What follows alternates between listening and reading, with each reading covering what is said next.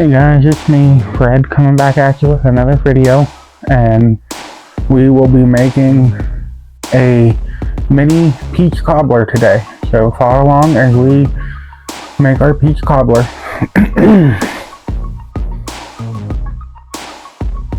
Okay guys, so as I said, we are going to be making a mini peach cobbler. So I am going to be cutting up our peaches here to put in our cobbler and dicing them up. Follow along as I make our peach cobbler today. But we are going to just be dicing up our peaches, and these are just canned peaches that you can get at your local store. So I figured, since peach season is almost over and I want to try like peach cobbler and stuff like that, I figured I would see how it works with doing the canned peaches, because I had those readily available. They was in my pantry, so let's see how the canned peaches react to our cobbler. And you just want to dice the peaches up. They get, they're small, and now these won't go in the batter. These will go last on the top of it, right before you put it in the oven. So that's what I am doing. I am going to be putting these, I'm just getting them ready for when I get the batter ready, because the batter won't take much to make. Now you do want to drain the peaches. You don't want none of the juice from the can if you do canned peaches, because that will make it too watery.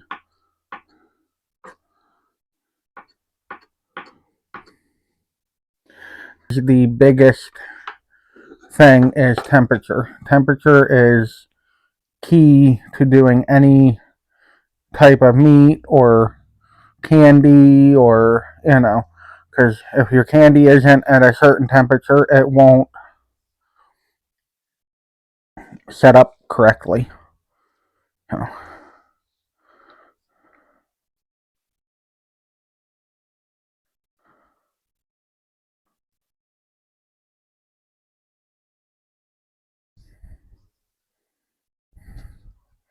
And with that being said, to go back to our segment for the day, I am putting these in the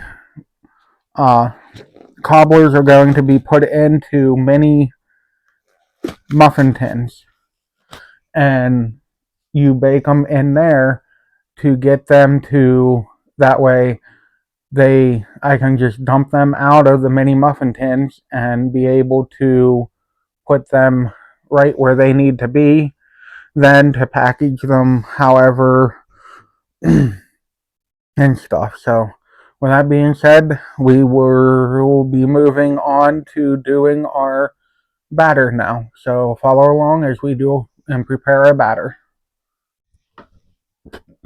Okay guys, follow along here as we get our batter mixed up. It calls for 2 cups of sugar, and again, these are my 1 cup measuring spoons.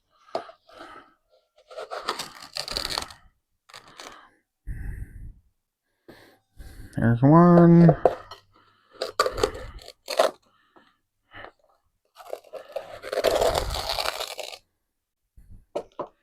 And 2.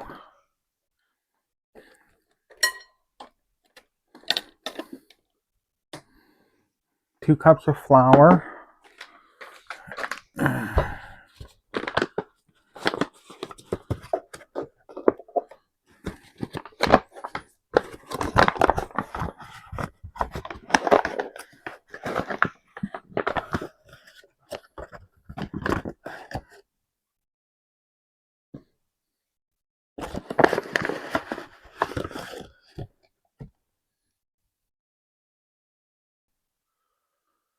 And then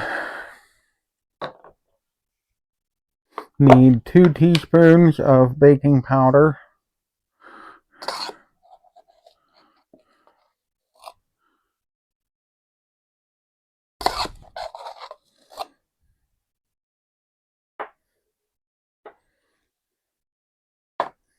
And then 3, well, there we go. And a half a cup of milk.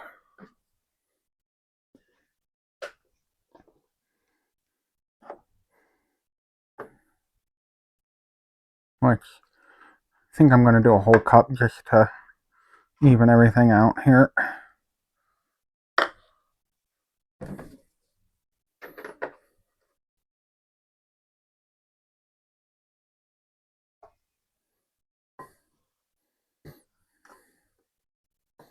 I may need a little more milk to do this. Yep.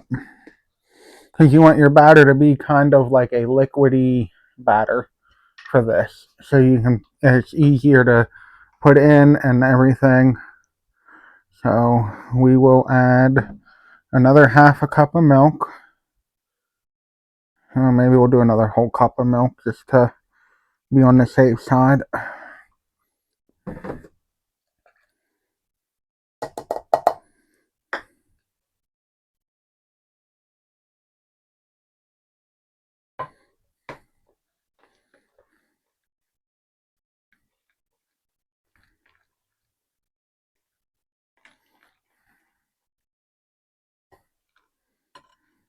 And this here you just stir it with a spoon.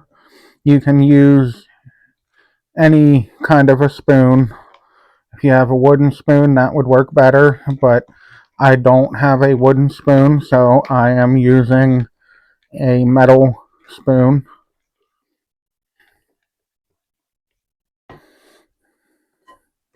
And then you just scrape down your sides of your bowl like that to make sure you get all the flour and baking powder and stuff incorporated.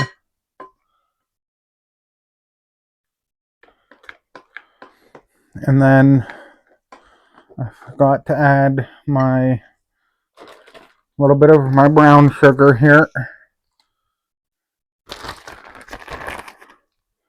And that is a 1/4 cup, which is, well, we got a little more than a 1/4 cup, but that's okay.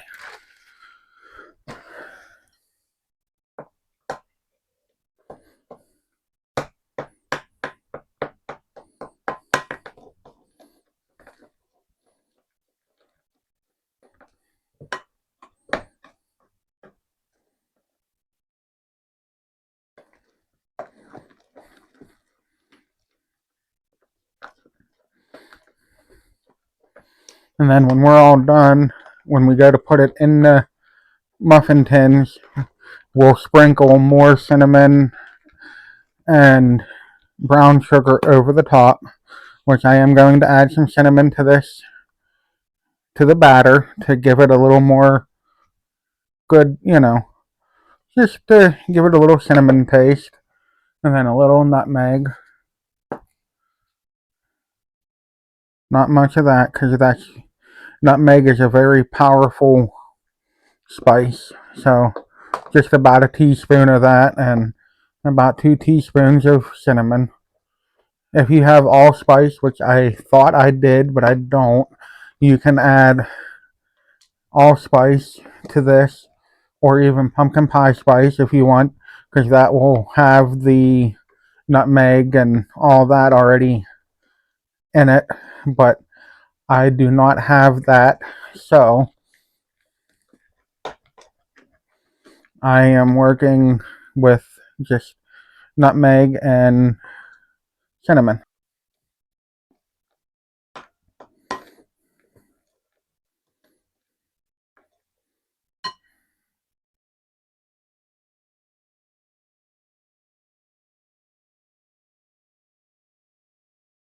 And then you want to melt a tablespoon or a teaspoon of butter, a whole thing of butter, but because you will put a teaspoon of butter in each muffin tin before you before you put the batter in it. So I did not do that. So I will be back when we go to put our batter and stuff in the muffin tins.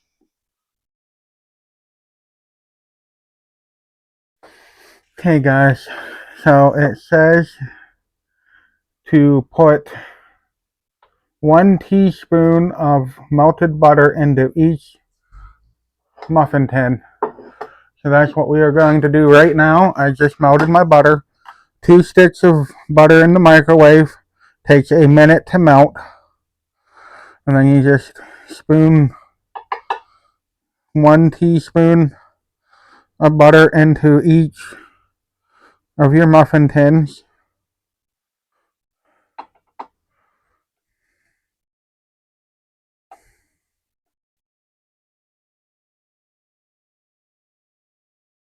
I'm going to do 2 because 1 don't seem like it's enough.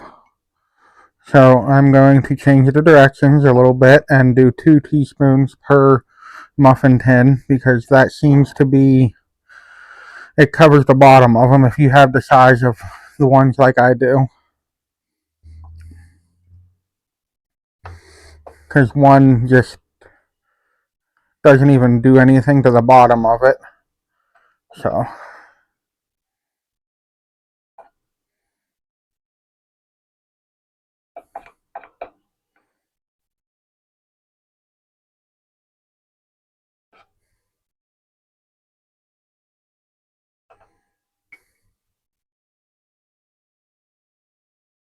and you'll preheat the oven too, guys, while you're doing all this to 350 because I already have my oven on and preheating right now because you want to bake these at 350 for 12 minutes. I think it's 12 minutes.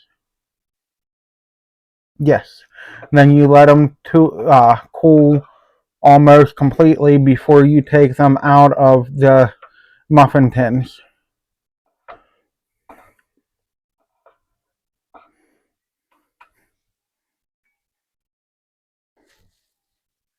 And then you take 2 tablespoons of batter, which I have a tablespoon here that I'm just going to use for that.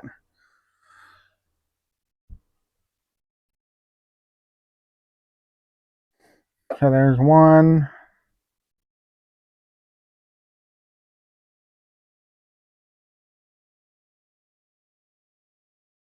And 2. And then our peaches that we diced a little bit ago will go right over top of all this as well. You only do 1 teaspoon of that, so of the diced peaches.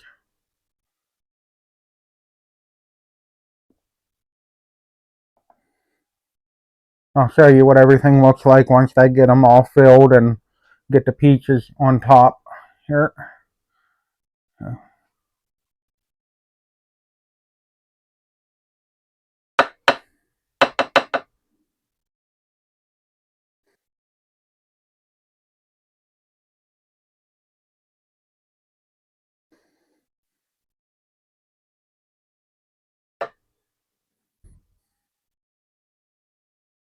Got a couple more to fill yet here, guys, and then we can go to the peaches and I can show you how to, or just, show you that what everything looks like together before it goes in the oven.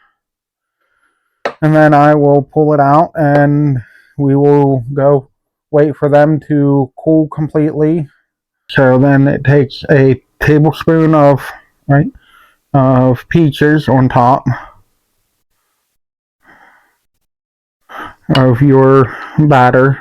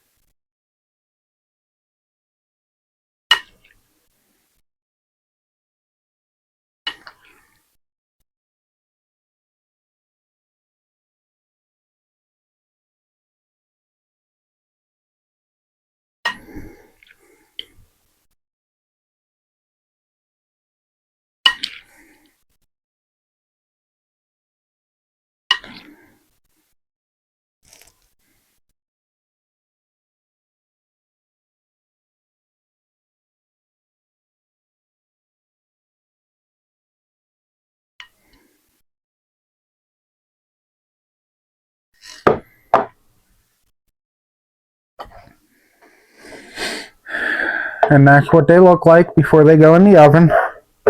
And like I said, I will show you then what they look like when they come out of the oven.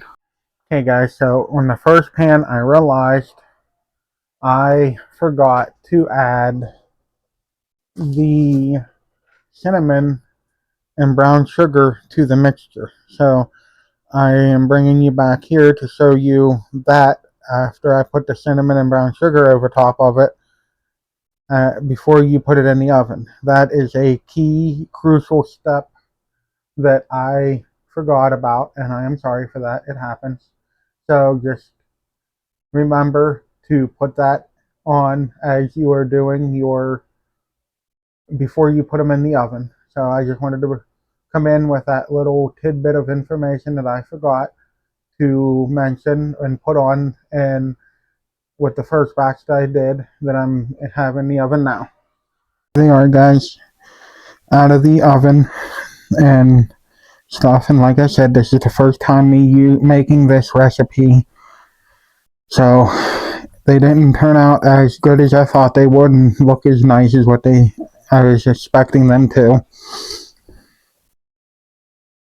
A lot of them fell and stuff, and they cooked out over a good bit, so, but they smell great, so I'm sure they're going to taste just as good and everything.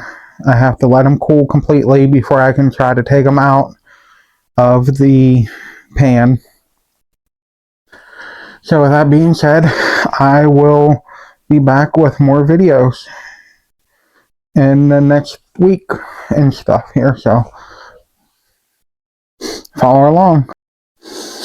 Okay guys, like I said, that concludes our video for the day. We did a mini peach cobbler that turned out really good. I mean, as you've seen, they don't look like I thought they would. We'll be back with more videos in next weeks and stuff here as we progress with the channel and everything. I got an email the other week saying that I am one of the top 25% creators on YouTube right now, so that is a big win and everything. So with that being said, I am going to end the video here, and I will be back with more videos. God bless. Have a wonderful day.